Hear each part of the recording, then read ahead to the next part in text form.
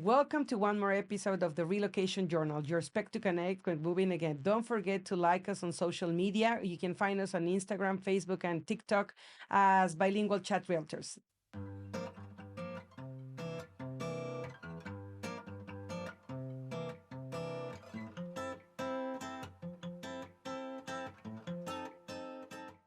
Today, we have in the studio John Bridger.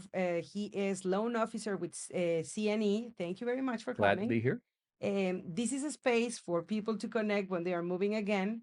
And we also like to share a little bit of all the guest personal information just to connect with the Sure. audience.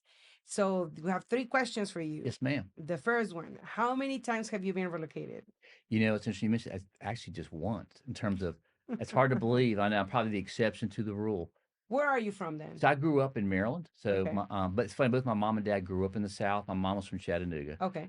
But I grew up basically in Maryland, near Annapolis on the Bay. Spent most of my life there.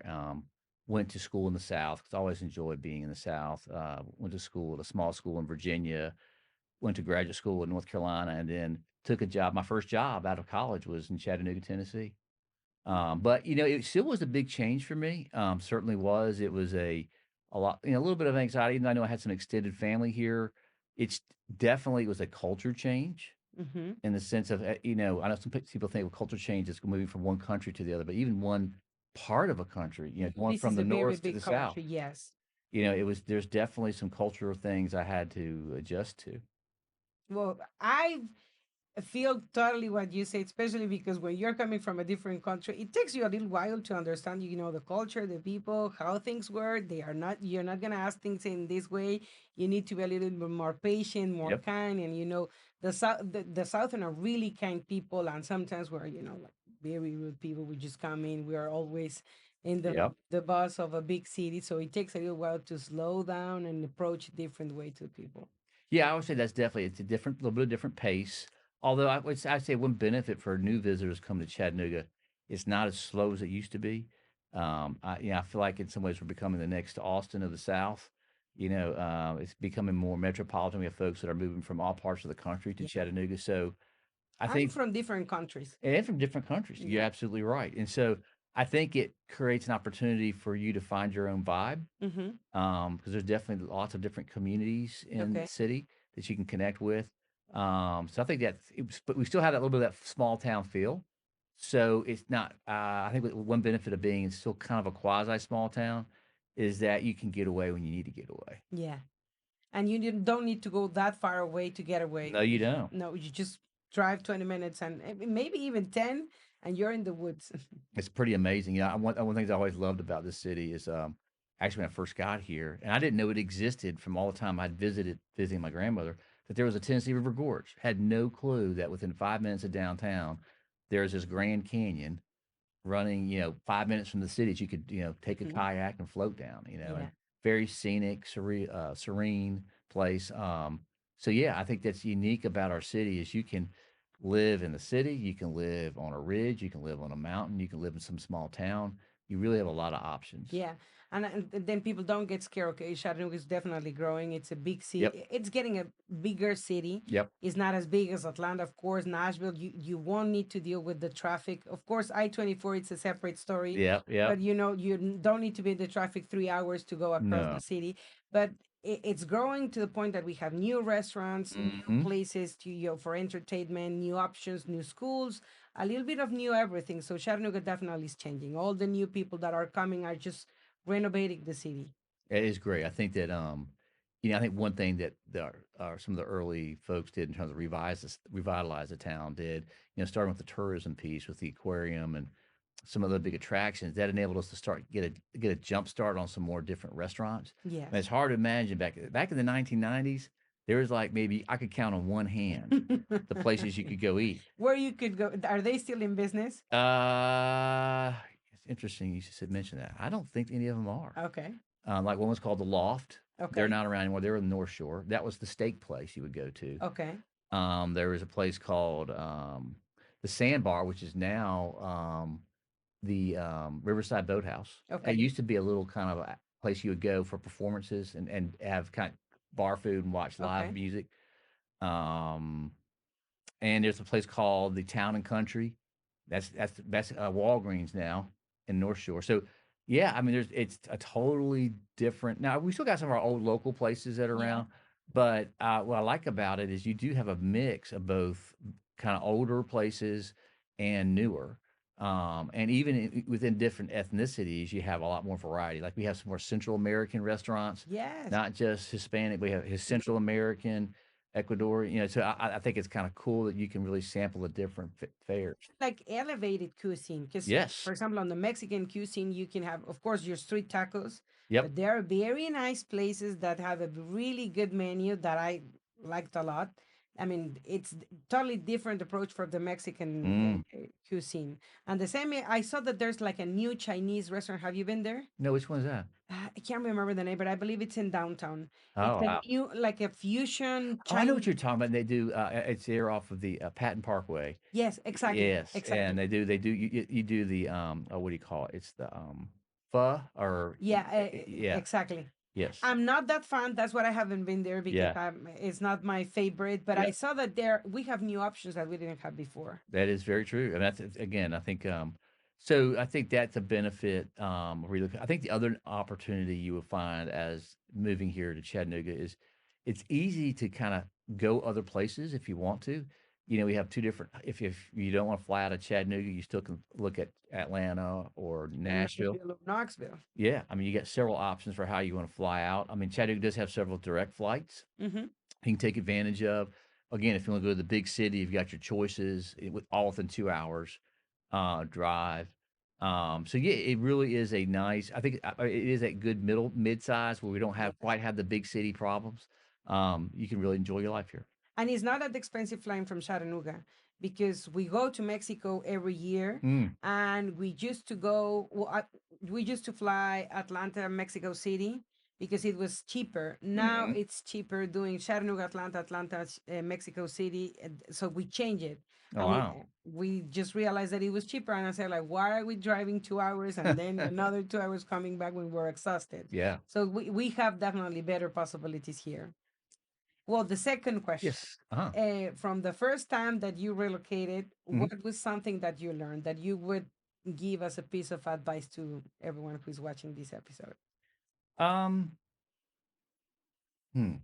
I would say take an opportunity to kind of soak up the culture. Okay. I think definitely, I think people are very friendly. I think one thing some people say actually they're too friendly here. Like sometimes moving traffic. Like man, these people won't just move. They're stopping to let people in. So I would say best to be a little patient.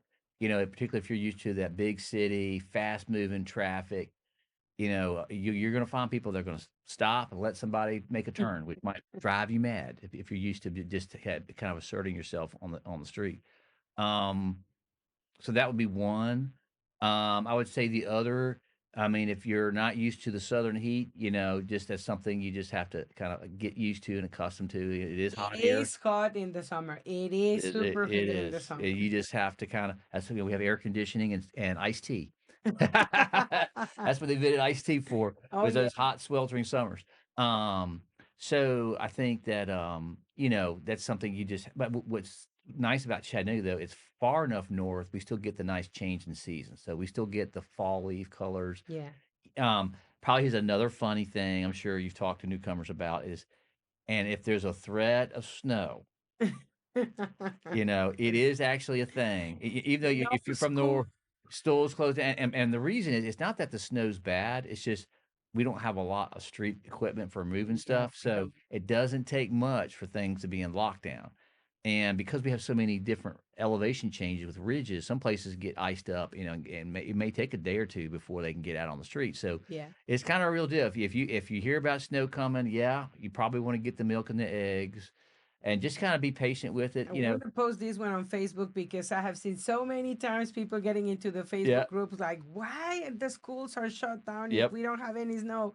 I come from when we have 30 inches of I snow and know. you don't have nothing, not even half of an inch, and you close the school. So there's your answer. There you go. I mean, because we have a lot of steep hillsides, and so it can be dangerous, if you're driving out on icy conditions, they haven't really had a chance to take it out, take out the ice.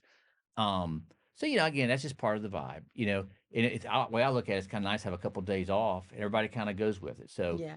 you know, Like this past winter, the storm that we have, yep, Saudi Daisy and Hickson area were still with snow like 2 weeks after the snow. I saw people like snowboarding yeah, up the hills, and I said like, "Where are we now?" It was surprising. it is. So that's kind of again, I think it's a nice thing about being in this area. You're still going to get some of those nice, snows that you can enjoy. So and those would be some of the things I would just kind of recommend folks. Get used to the weather. Yeah, it is a little bit slower culture vibe, but people really are genuinely nice and try to be helpful. Yes. So, what is something that from the only time that you have been relocated, you feel like you should have done in a different way? Hmm.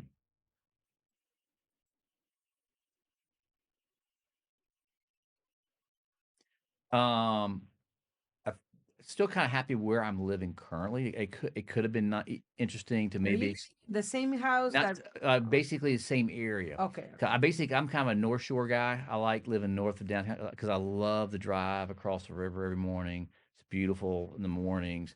I'm 5 minutes from my house from downtown. So I've always enjoyed that. Um, I could see, man, it'd been interesting to see what it'd been like to, maybe like live up on Signal Mountain or out in Hamilton County Yeah. somewhere, just for a just to kind of learn a little more about what that vibe might be like. But that was just the only regret I have. It's because it's been a really enjoyable experience so far. Okay. So in my experience, when we came, I was so stubborn with the school district. I want this school district. So there we go. We lived in Apison. And then my daughter and they're going to North Shore. Oh wow. And I was driving 1 hour and 15 minutes every single day. And I said, like, okay, I can't drive this. We need to move. Then we got closer, not that close to downtown, Right. but we still got in the middle of the city. But yeah, I agree with you. Sometimes trying what is best for you, if you don't nail it on the first one, you can see. I mean, It's right. life Just is very different complicated. You opportunities. can change, move around, do something else. It's not the end of the story. Sometimes it's just a season. I mean, if you are like a sport parent and you go to this tournament and the other one, it depends what are you doing or what stage of Sure. your life you're going through. Yeah, and different places, like I say, have their different vibe. I said again, something I think fairly unique about our area is that there's really a lot of different lifestyles you can choose from in terms of places to live. I would say to your listeners, one thing to definitely be mindful of is where the growth is headed. Because I mean, this is the planner in me. I used to be a planner in a former life before I got into lending. Mm-hmm. But I mean, it's Ooltewah is getting ready to explode. So there's going to be Yes. a lot more traffic out that way. Again, and if people who are used to that, again, it's nothing like Atlanta or Nashville. Nothing. No, but it's going to be more traffic, and so just know that that's going to continue to intensify. Yes. So as long as you're comfortable with that, you're good. Again, what I think what I like about Chattanooga in general as an area that you have other places that may not have that same situation. So you do have some choices. Like if you look headed out towards Saudi Daisy, even Sequatchie, some people live in Sequatchie County now. Those drives is not quite as bad as in terms of Nope. traffic. No, no, no. But anything along the East Corridor between Chattanooga and Cleveland, you're going to see because of the job. That's where the jobs are going. That's where the Exactly. residential's going. It's just going to continue to intensify in terms of traffic. But also, as you know, with that, there's going to be more restaurants and More other options. things Even that are I going to be believe going with the it. investment of the Tennessee Department of Transportation, they're Yep. gonna, like make bigger the interstate. It's 11, Yeah. exit 11. I believe they're gonna do something different to release a little bit of the traffic. So yeah, definitely did. That's one of the hottest areas No in town. question. Urwa, it's on the top of everything. I've seen properties like I saw people buying houses in. Are you familiar with the White Oak Retreat? Yeah. White Oak. Yes. Very familiar. So they bought a 280, Yep. 260. Yep. Now all the listings in that subdivision, they are not any less than 650.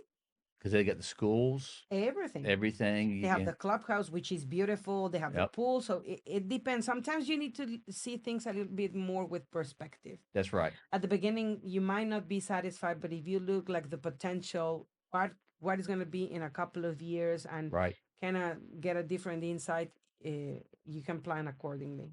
Well, definitely in terms of I think where people are going to want to live, and because again, get the schools are they're in pretty good shape out that way, and that's where most of the new construction is. So definitely, I think property values are going to continue to go up Yeah. along that corridor. Yeah.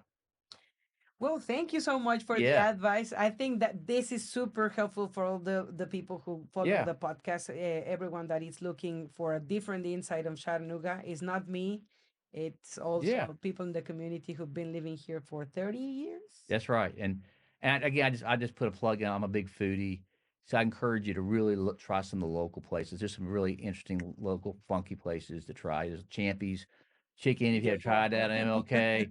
You got some local barbecue joints, a local Hispanic restaurant. Just it's a good mix. I think that kind of gives you an opportunity to kind of taste what Chattanooga's like. Yes. And then I also like the closeness that you are to other metro areas. Mhm. That if you feel like you get tired or you want a bigger shopping center or something like that, you just drive an hour and a half and then you come back to the same. No, you Mhm. don't need to move to the other side of the coast to find the same things that you were used to. That's right. Well, the other thing that we asked you to come here, John, Yes. is because we know that you are a CNE, Yes. Chattanooga Neighborhood Enterprise, but not everyone knows what is that. Tell us a little Sure. bit more. What is CNE? Sure. It stands for Chattanooga Neighborhood Enterprise, and it's really a organization that's focused on basically three things: Okay. financial wellness for people, access to housing, and strong neighborhoods. Okay. That's basically the three things that we're about, and we kind of have a strong belief that when people are doing well financially, are able to access homes and safe neighborhoods, our city's going to be better. Okay. And so we try to do things that promote those three things. Okay. What do you do there? My end of it is I am in the home ownership side. So a big part of clearly of wellness is folks being able to access to housing, particularly a first house. And it could be, particularly in this particular market, it can be challenging trying to afford your first home. So we try to provide coaching and financial tools to help buyers qualify for their first home. I want to make a big parenthesis about coaching in housing. Sure. What is that? Sure. I think what it is first getting to know the person, because it all starts with knowing everybody's situation is different.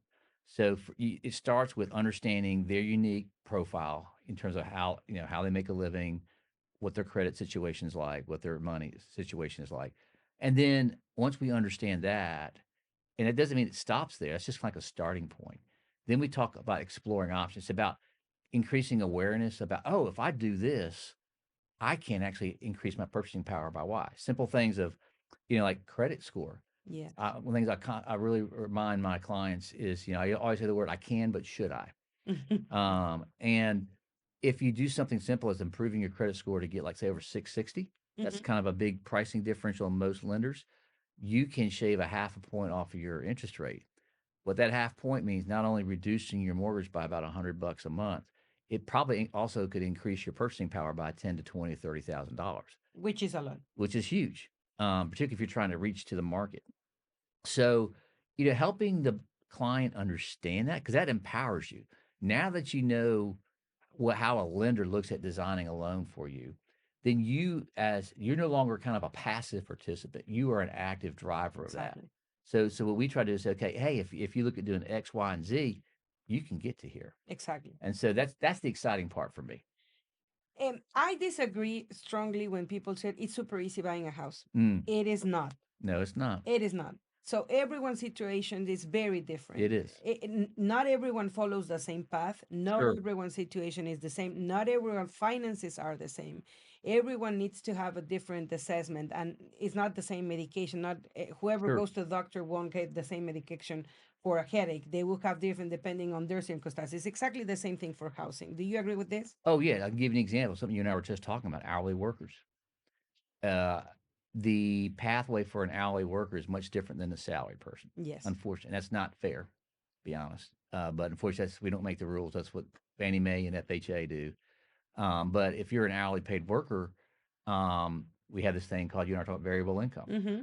And so I try to, again, empowering the client to say, hey, if you make sure you try to put in at least 40 hours every week, then we can go with your current pay rate, which is huge. Whereas if let's say they're varying, let's say 36 one week, 38 another, 32, they have to do this variable income approach. And what that means is they have to average it over 2 years. that income. So, well, let's say a lot of folks just got some raises in the past year and a half. Well, you don't get the benefit of that because now I have to average it. I've seen a difference as much as $500 to $600 a month Well, I got a income. deal that right now went from a difference of $60,000 There you go. on what the buyer was able to afford because of the variable income. With one lender, they were able to afford a Yep. loan of 195, and with the other one, they can just do 135. The difference was because of the income. So there you go. And so if we, and that's why I think I always tell our clients, even if you think you're not ready yet, go ahead and start now so you know how the rules are. Yes. So then you can prepare yourself. So like particularly if you're an hourly worker, now I know I want to make sure I'm showing 40 hours in every paycheck. So that way I'm getting the benefit of my current pay rate to Yeah. qualify for a mortgage. That's powerful. It is powerful. I mean, also preparation, it's a very important It when is. you're combining and when you're trying to get a specific help like coaching. It's you need to get prepared. You don't Mm-hmm. go and take a test and then you pass it on the same day Mm-hmm. without studying. Typically, you would do a preparation even for whatever you need to do preparation for the food for every single day. The Right. same thing when you're buying a house, you need to take the preparation. You need to do the homework because it's we're going to teach you this, but you need to be committed to do what I just told you that you are supposed to do, and then you follow up with them. If I go with you at CNE, would I set a goal and then you follow up with me until I'm able to achieve my housing goals? Is that the way that it's going to work with going with CNE? Yes, we try to because I want to emphasize this is your path. So we don't want to can't this is something and some folks will work it. Some folks may choose not to. And that's their choice. But we really try to give people the tools to position themselves for what they want for their Okay. home. And a lot of times it's simple things like paying down those credit cards. You know, if one of the things that both affects how much you can qualify for and your credit score is how high are your credit card balances relative to the max? And people don't realize, if you're close to maxing your cards out, not only does it take up your debt budget for your loan, but also it reduces your score on your credit card. I mean, on your credit report. So, we tell them some simple things like, divide your max by three, try to keep below that. If you can see it, try to pay that down. Because then you'll see your score go up. In some cases, it's or if you got a partner who's already got a credit card, adding the other person as a shared user to that account to benefit from that account history. Yes. It's a simple way to boost score. So it's just little things like that, but it's getting to know. I think to your point, just like you as a realtor, you know, it's about getting to know your client. It's not something Yes. you're doing from a computer terminal in No. some other part of the country. It's sitting down and getting to know their financial situation because that also empowers. Because then there's a connection that says, okay, we're in this together. I'm going to support you in this, but it may take a little bit of work, but we're here to help you get there. Yes. So every time that someone calls me, they ask me, Maria, what do I need to buy a house? I said, the first thing that I need you to do is come to my office. Mm-hmm. First, get to know me. There you go. If you don't put a face to who's Maria, then you're not wanting to work with me at Yeah. all. Then after you met me, I like to set up a plan. Mm, So, and we go in order. So thank you for coming today. What do you want to do? mm. How can I help you? Oh, we are wondering if we can buy a house. Okay, if you are wondering and I'm wondering as well. So the second thing that I need to do, I need you to connect with a lender. We need you to make sure that your finances, if you already have this conversation, do you have savings Mm. where you're planning to get money for the down payment? Have you think how much is going to cost you the monthly payment of a house? Sometimes it's a little bit higher than what they are paying for the rent because Yep. I've seen people that got into a house that they were renting for the last 10 years.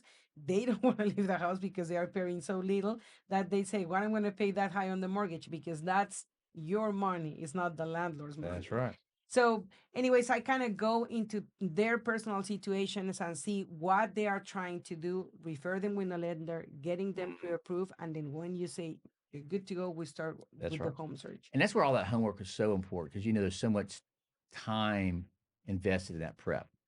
And that's why I always tell clients, speed kills. If you talk to a lender, oh, I can get you pre-qualified in 3 hours. That's probably not a reliable pre-qual because they haven't taken a look at your pay stubs, the things that underwrite. At the end of the day, you as a realtor have invested your time with that client, shopping them around, looking at places, negotiating an offer, Of right? course. And all that stuff. hoping, I use the analogy of getting married, to that, there's going to be a blessing and there will be a wedding and closing day. Well, the underwriter is the ultimate judge and jury to say whether that loan is approved or not. And so you just want to know going in that we've done our homework, we've looked at the income, we've looked at the assets, the credit, so we know when you put that purchase contract, you're confident Yes. because we've looked at everything that the underwriter is going to look at, and it's going to get approved. Exactly. Because yeah, We're not looking for pre-qualification letters to submit an offer. We're looking for a solid loan to get to the closing there table. you go. It is very different when you are a buyer or when you're with a seller. You might not have an idea. That's, I mean, before starting Mm-mm. recording the episode, we were discussing about the value of an agent. But I think that part of the value of an agent is that knowing when you have a solid offer or knowing when you potentially could not have an offer, There you go. because it is what happened, and no one wants to put the property back on the Mm-mm. market. And you as a buyer don't want to spend money on a home inspection or paying for an appraisal of something that you're gonna never gonna close. Yep. It takes some time for the loan officers, and this timing situation, it's important to line it up with the own timing that you Yes. have with your rent, when you need to get a house, when are you planning to have the money ready, how long is going to take you. So all of that cannot just be done on a phone call. No. We gotta meet. Of course, if you're on the other side of the country, we can also do online meeting, Right. but we have to meet and have like a strategy. It's not a consultation, just what she's going to tell me that I cannot Yeah. find online. The planning for your situation, you're not going to find it Yeah. online. Well, if you think it's a huge decision and it's a big time investment. So, I mean, I mean, you're getting ready to invest time that, like, say, that shopping and all that and money. You want to know that you can do that and be successful. That's why, I mean, I would say, tip, you know, typically, unless you're a cash buyer, of course, cash buyer, you can move at the speed of light. But if you're getting financing and everything, it's going to be a 30 to 60-day process minimum But between, either way, you still need to be careful. I show a house earlier today, and this is a cash buyer. yep, And I asked him, "Are you ready to present an offer?" And he said, "You know what? I want, because this is cash. I don't want to put an offer without an appraisal because I want to make sure that what I'm going to hmm, offer, I will get it back. I don't want negative equity in my sure, property the minute that I buy it." Yeah. So regardless if you're a cash buyer or someone that is buying with a loan or any kind of financing, you need to deep a little bit more and prepare yourself through the other sure, because side. it's still an investment. You're right. It is still an investment. You want to protect your money. Yeah. Okay, so going back to this, are you gonna charge me if I try to go and reach out so you can help me planning for my next No, purchase? actually, the unfortunate because we're a nonprofit, it's free. Okay, The it's only free. I It's don't need to free. pay anything. No, I mean you can. In fact, a lot of times I do initial consult. I don't pull credit right off the bat because I just want to get to know the person's story and kind of see if we're ready. That's another thing. I mean, a lot of lenders will rush you to pull credit. That may not be in your best interest because A, if you don't know your credit score, B, you're not sure you're ready to start hot. Because once I pull credit, you have a stopwatch about 4 months to buy a house. So you want to be sure. Think of it almost like as it's like submitting your bank statement. You may not want me to look at your bank statement yet. You know what I'm saying? So you see for the credit report. So once I pull it, that's what I have to look at for the prequal. So So that's a question I didn't know. If yeah. you pull it today and my credit score is 580 and I pay some credit cards, will you pull it again in 15 days or you need to wait in a specific time frame? Oh, we could certainly pull. There's a couple ways you can handle it. You could do it's called a credit amendment. That's where you have to Okay. pay per line that you're updating, or you can do a full repull. Okay. So you can now, but the problem with that is you have more multiple repulls you do that affects your score. Everything Well, affects your even yeah, breathing today is going to and affect your credit that's why score. we tell clients because we really just want them to be informed participants. We talk about credit tracking apps because a lot of times with banks that offer you their credit cards, they give a free credit tracking app with that. Most major credit cards do. We try to give them. And it's for free. It's free. They don't need to submit and need pay any No, memberships with any kind of no, viewers, it's anything. They part of just the credit okay. card.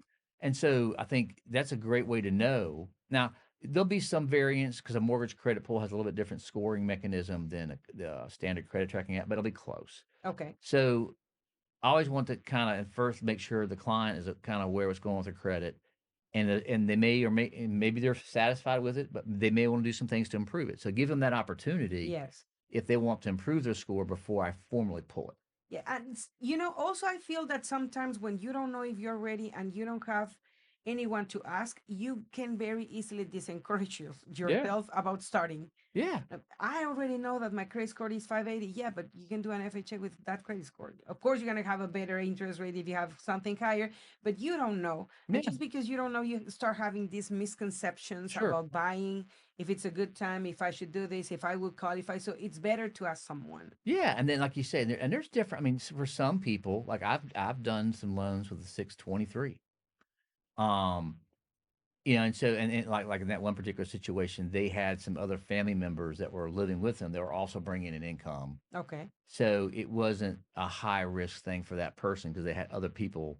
They couldn't qualify for a loan. They were bringing in income that we knew would pay for that. Okay. But so, as to your point, every situation is different. I would just say, typically, what I would say to a client, if you're below, particularly if you're below 640, I just have some questions for you to ask yourself to make sure you feel comfortable proceeding ahead. We can do it. No question you can do a loan with Okay. 640, 630.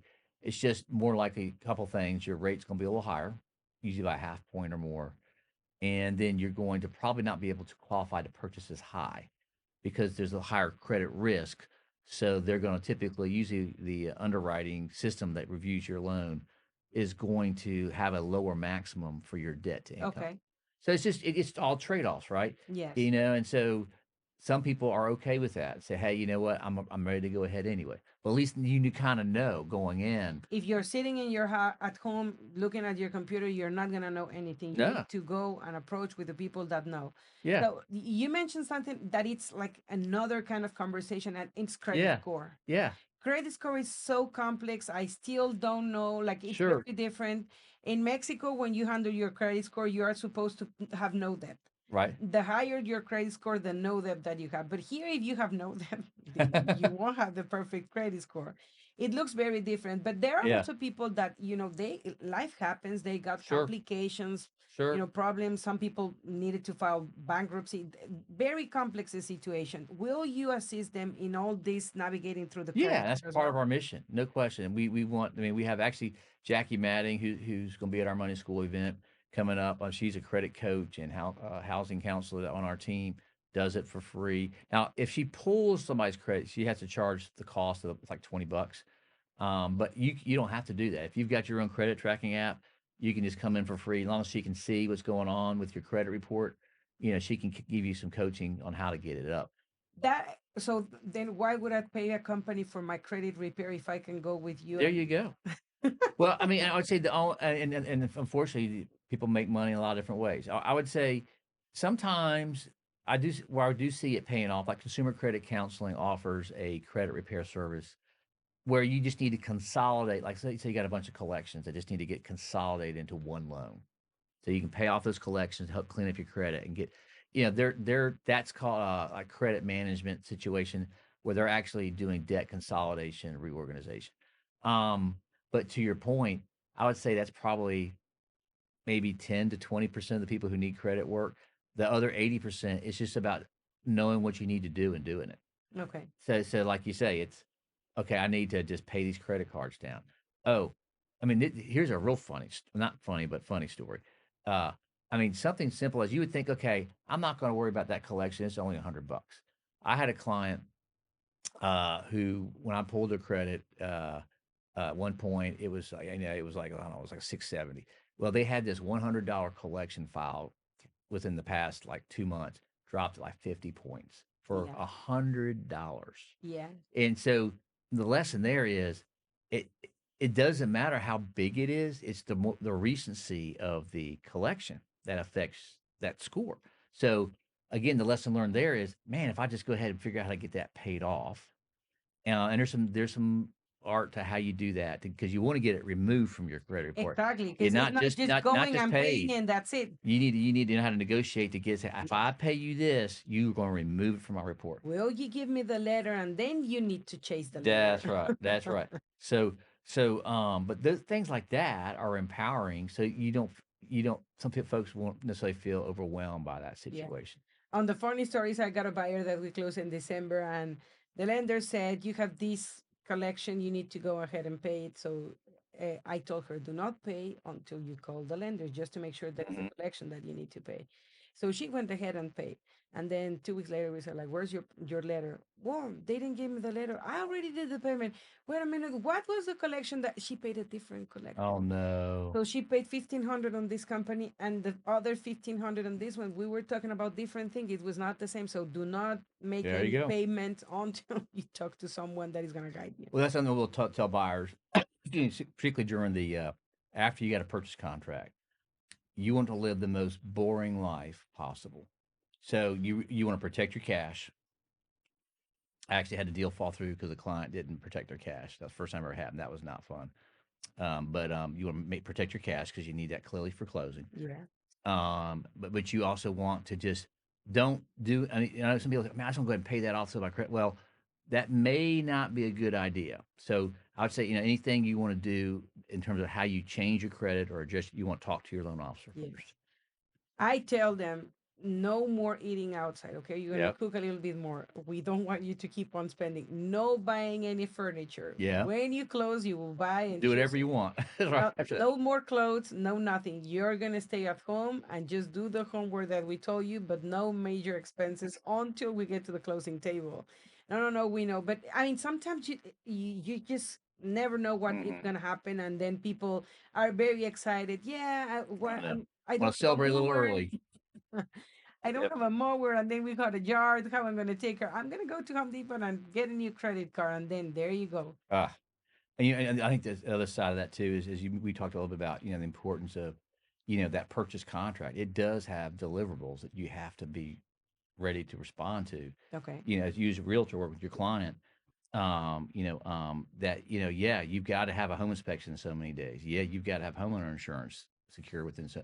Those deliverables really matter in a purchase contract because you could jeopardize your purchase if you don't do Yes. those. If you are an experienced buyer, I mean, you may listen to this conversation. You're like, what are they talking about? That's, I mean, very illogical. But when you're a first time home buyer, that makes Hmm. totally a difference. Or when you bought and then your finances started getting complicated, you might need some help to get out on the other side of the road. Sure. It's very sad when I got to work with people that are looking for a rental, but they just filed bankruptcy. Mm-hmm. It is really, really, really complicated because none of the lender is going to look at the application because they just filed bankruptcy. Yeah. And sometimes I think, is there a way that they could have avoid filing bankruptcy instead of going Right. turning it around, trying to plan in a different way? But I guess that you can also help people in this Yes, and situation. I would say here's something I learned recently talking with Jackie, our credit counselor. Sometimes this sounds counterintuitive, but it makes sense to better do chapter 7 than chapter 13. And the reason for that, I didn't think about it, is because if you're on a chapter 13, you're on a payment plan for those debts. And after you're on the payment plan for those debts, all those debts may still be there. And so if you're trying to, let's think long term about positioning yourself to buy a house, build savings, of course, clearly, if you're doing chapter 7, you got a 4-year wait period. I mean, yeah, that's certainly the setback there. But once you declare a 7, of course, assuming the judge approves a 7, then you can immediately start building your wealth up because all that debt is liquidated. Now, clearly, it's complicated. It's above my pay grade. But it just kind of made me think. I never thought, you always think, well, you should always never do 7. Always, sometimes you just need to. I think that's why it's always good to ask questions as a Exactly. participant to know, well, what is really my best option at this point in time? Because for some people, chapter 7 may be the best answer because if you go chapter 13 and you do whatever the 2 or 3 years that you're doing it, you're still going to have all that debt sitting out there, and you still may be behind. So it's Yeah. really it's interesting. Um, it's tough. I mean, nobody wants to have to kind of wrestle No, those no questions, one. But but there are people like, especially for everything starts. Everyone needs a house yep, where to live. Either you own it or you rent it. sure, Sometimes people live with their relative, sure, but they can live forever. They can live sure, permanently, and some people get into a very complicated situation that could mhm, lead them into homeless. sure, So homelessness is something that definitely no one wants to face, sure, but it's just sometimes the lack of making a plan to Sure. give it a turnaround. We were at the panel. Do you remember Yeah, this family that we were at the panel with the city of Chattanooga a couple of months I ago? remember that. Yes. And there was this lady that she was facing that she couldn't live in the house anymore because the Right. property was now condemned. I I didn't remember ask that. about the credit score, but I guess that the credit score was complicated Right. and they ended living in a hotel because they was Mm, the only place. I have talked to people who've been living on Airbnbs. mm. In an Airbnb, the last 6 months, 7 months, you know how expensive it is to I live can't in an imagine. Airbnb? I can't imagine. So there are always many solutions. And I'm very happy to know that there is a place to go and Yeah, ask for we more do, and help. I think again, just being aware of. So I would say there's two things that we do. I'm hoping that we'll continue to be more proactive on a, I'll say a step two of that. One is how do we problem or solve around the situation we got, right? There's a crisis. How do I either with a rent or financially, how do I work my way out of it? I would say the proactive side, I was putting a little pitch for money school here, is knowing on the front end what not to do. We are facing an affordability problem in the market currently Mm-hmm. because of the interest rate and because of the prices. And it's Sure. not something that is going to disappear if we No. don't talk about it. It is there. You need to do a strategy to turn it around. Yes. You can still go through, but you need to make a plan. And that gets that financial wellness. I mean, so part of it is, and nobody is like pulling teeth going, nobody likes doing a detailed review of your finances, right? It's just some people, now there are people who enjoy Sometimes it. not even you. When last night I was because of my taxes Right. classifying my expenses. I said like, do I really need to look into the other No, ones? it's not fun. It's not fun. But you, like you say, but you learn from that. And then you start to make more informed choices because we do have more choices than we allude to. And I would say for a lot of our clients who come in, I would say the first mistake they make is getting more car than they need at an exorbitant interest rate. And what they find out, well, I've seen this so many times, they bought the car. It's now the loan is worth more than the car's worth. And let's say they totaled the car, and now that car goes into collection. So now they got this amount that's sitting there that keeps them from getting a mortgage. Yeah. Even though the car has been sold off, it's still sitting there. Yes. So that's one of those woulda, shoulda, coulda. Yeah, and so again, on that proactive side, if we can help people understand there are other maybe better choices out there for them. Of course, we all need transportation, but maybe if there were awareness about, okay, maybe I need to shop around more, and maybe like work with my local credit union, like there are local credit unions that work with folks who may have not the best credit in the world. Or they don't have credit score because if I'm not going to say any brands, but I have heard stories of Yeah. people going into the dealer Yes. and they didn't have any credit score. They said like, "Oh, is your mom? Does she have a credit score? Oh yeah, she does. Can you sign her a consignor? Yes. What's the interest rate that you're paying on the car? 20, 30%. Exactly. And then they come and say, like, can I buy a house? No, of course not. We need to get rid of the car loan because no one is going to give you a loan paying an 11 or 12 or 1300 of a monthly payment for the car. That's a house. Yep. I have heard people saying, like, yeah, that's okay. You can still live in the car forever with a family of five. You Yes, cannot take a that's shower. probably what I'll say one of the worst financial. So, it's that. There's of course the payday loans, which is another cycle, basically a high price revolving credit. Um, and of course student loans is the other one. But again, I think just helping people know ahead of time, okay, if I do this, this is what this means, Yes. or at least then understand, hey, maybe clearly I still need a car, but maybe there's some alternative. I'll give you an example. I mean, I I was fortunate. I was getting rid of one of my old cars. Sold it to a guy who came by to do some work for like $500. And the reason was it was an old Toyota. I'd used it for as long as I could use it. I didn't need any more. I had like 200,000, but it's still a good car. It was a solid car. But for five, so it's kind of hard because I got to swallow our pride. I want that nice new shiny toy, but could I get away with maybe spending $2,000 on a car versus 15 or 20 You need and to be able to work? prioritize. Like, I mean, Yeah, if you buy the shiny car, that's totally fine, but you may need other basic needs to be covered, that's then right. jump into the other one. It's just prioritizing. But the problem with, specific with the situation that I brought out, it's She now wants to buy a house. Now we have no Mm, one but both screwed in the same situation because the mom mm-mm. is a cosigner and the daughter cannot refinance because she still doesn't have the time. And then the dealer is going to ask you a minimum of 12 months to remain, to live, stay with them with the loan. So it kind of gets complicated, It complicated, does. complicated, complicated. Then you mentioned about students. Yes, student loans. Yes. When you go to college, you're a teenager, you're very happy. Your mom, I think on teenagers and I think on my daughter. Sure. And I drive her every morning or whenever I have a chance to school, we talk a little bit more. She has zero interest in driving. And now she's starting with the curiosity, what I'm going to do for college. And then on the other side, if you talk to a financial advisor, you're already, I mean, as a parent, might be planning on what are you going to do for their college. But let's say that your daughter wants, or my daughter wants to remain here in Chan State, and I put money aside Sure. for her college that she might not gonna spend in full. Instead of keep on going and paying for Mm-hmm. the rent and an apartment, and so you can help them to buy something. Sure. You can help your college students to buy a house. Is that correct, or Yeah, you can do. I mean, as far as you can, it's called non-occupant cosigner if you're talking about that, or you can do. Now the loan to value can change with that. What I mean by that is if it's, as my understanding is correct, I think if it's a non-occupant, like a family is co-signing on a mortgage for somebody, then I think the maximum loan to value is 80%.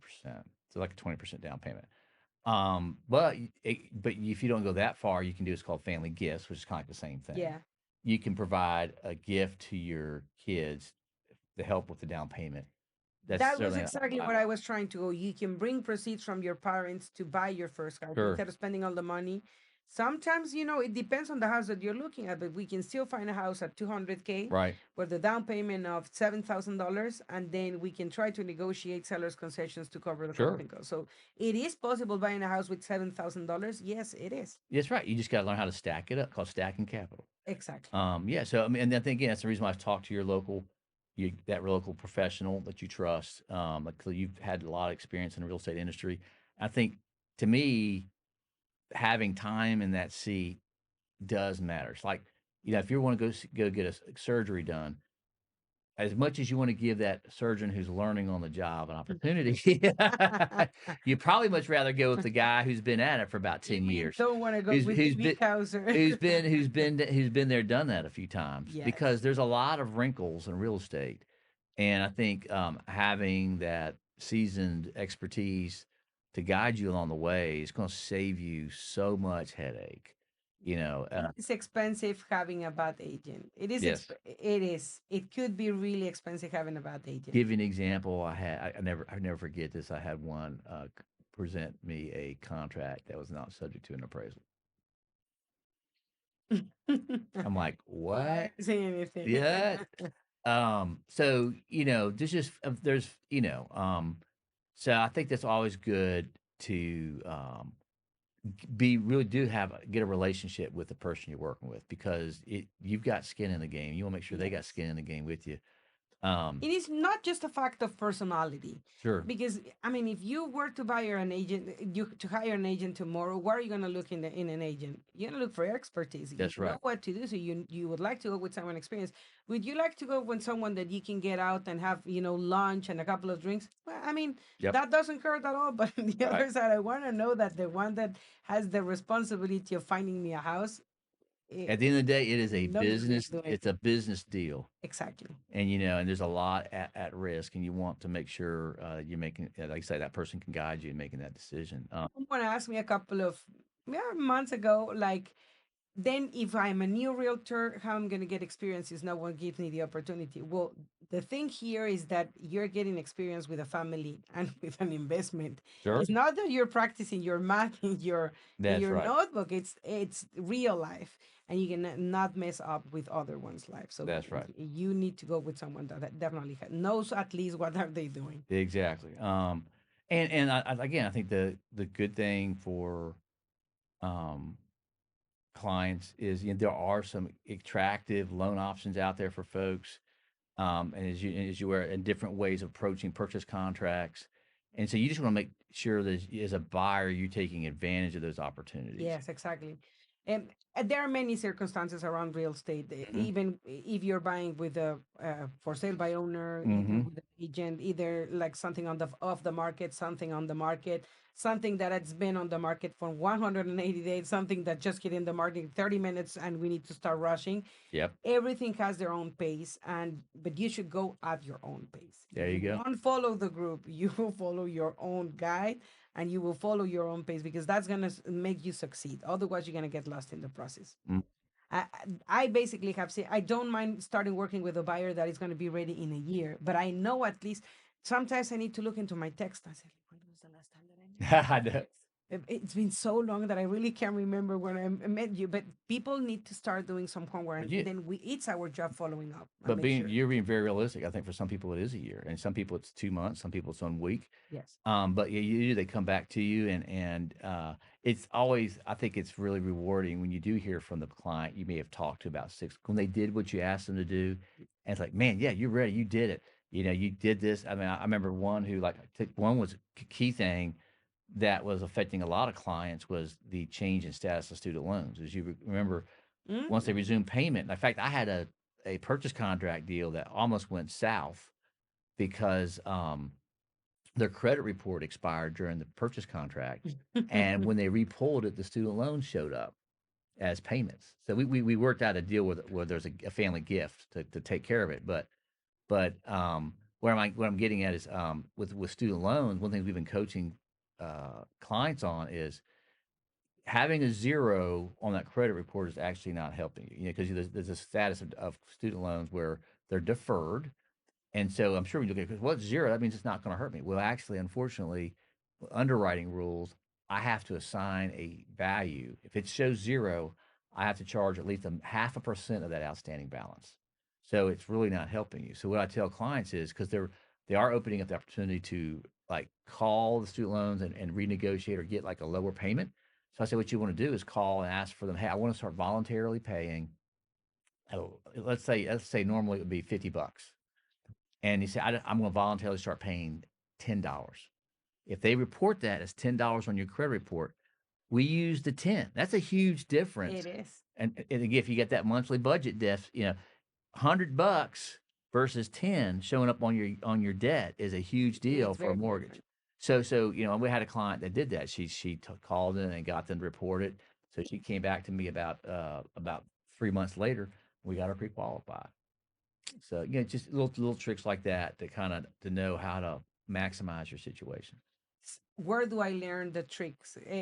Can I schedule a one-to-one consultation? Do you Yeah, have education opportunities sure. where I can go and I enroll myself and kind of Yeah, take advantage of all of these free programs that you have? sure. So I would say one, if you really want to take a deep dive, we have this money school coming up April 6th. It's going to be at if you know where Hardy Elementary School is on Roanoke Ave. There's a building like a training center right across the street from it on Roanoke Avenue. That they're going to be offering. I would say go to moneyschoolcha.org. Hmm. This is where you can register. It's a full day on Saturday. It's free. It's not about housing. Are we going to speak 8 hours about It's all the 6 hours above. about housing? It's a No. little bit of everything. It's Okay. about credit. It's about wills, and Okay. for families who've got family members who may be trying For to. the love of God, go and take that class. There you go. It's about credit management. There'll be some homebuyer education classes. We're going to be teaming up on a Yeah, class. yeah. You Uh, need to go and you can look into the Instagram or Facebook because they just posted today they just posted in this week the classes. So you see can what class are you interested in? Yeah. So, and we'll have something specifically for Hispanic buyers who may be interested in like the I-10 loan product. That's something for folks if you don't if you're not a full U.S. citizen, let's say that's if you're non-resident, you can still potentially qualify with the I-10 loan. Yes. And there's some neat things about that that will be talked about in terms of how you can buy a home in that situation. And so we're really excited to really provide everybody an opportunity to educate themselves and be an active participant in this market. If I can make it to money school on this April the 6th, what else can I do? Sure. Just reach out to if feel free to reach out to me. You're gonna see on the screen here his email address and the phone number Okay. and the website of CNE, so you can go ahead Yeah. and And we could do it free again over the phone. Won't take more than 30 minutes, usually initial consult. We'll find out what's going on and how we can get you on a path to home ownership. And I want to close the conversation because we can Yes. talk forever. We have Yeah. many things. We might need you to ask to come back Yeah. later and kind of keep on talking because I have many questions and Sure. examples that I would like people to know. But why would I go with John at CNE to get my loan rather than another mortgage? Sure. Because for me, it's personal. Okay. I'm not, this sounds crazy, but I'm not in this for the money. I'm really passionate about helping people find access to housing. There's nothing more rewarding to me than showing up at closing. I had it. It's tear jerk. I mean, literally people crying at the closing table because it's just they never thought this would be possible for them. And for me, that's my motivation. I really am passionate. That's why I have my tagline "Lending with you" in mind. It really is. That's my focus. I am vested in because I really believe passionately about how much housing means to the well-being of people, and so it's a privilege and honor for me to help people out. That's kind of what I want to do at this point in my life, and so I enjoy doing it. Yes. I agree with you at all. I don't do this for the money. Mm. If I want, fortunately, God bless us that if I want to be a stay-at-home mom, life is going to still keep on going. My husband is going to take care of us. But it changed you. What I'm bringing the comment is because it changed you a lot the perspective when Mm. you're not doing because of the money, when Mm. you're thinking about the people, Mm. when you're thinking about the families that are involved in the transaction, when you think about the benefits that they will get, not for you, for themselves. Mm. It changes your mindset when you're able to become a homeowner. You have more stability. You don't believe with the concern like, yeah, what if they kick us to Mhm. where are we gonna go now? Starting again with the process of rent. There are many things that are behind the financial aspect of the transaction of buying a house. Mm. It is beyond that. It's goals, dreams, accomplishments. So yeah, I totally agree with you. When you focus more on that, you definitely get better results. We're going to leave you the contact information for John so you can look at and schedule an appointment with him. He's your guy to go. And we will be very happy to see you next April, the 6th, Saturday, April the 6th. You're going to have the information here with the flyer, 8 to 2. Please go to moneyschoolcha.org so you can register your attendance. If you happen to be a walking, you're still welcome, but please help us to register your attendance so we can plan accordingly. Look forward to seeing you there. Thank you very much for Glad to be coming. I here. really appreciate your time. And thank you. See you on the next one. Thank you for watching one more episode of the Relocation Journal, your space to connect when moving again. Don't forget to like and subscribe and follow us on social media. See you on the next one.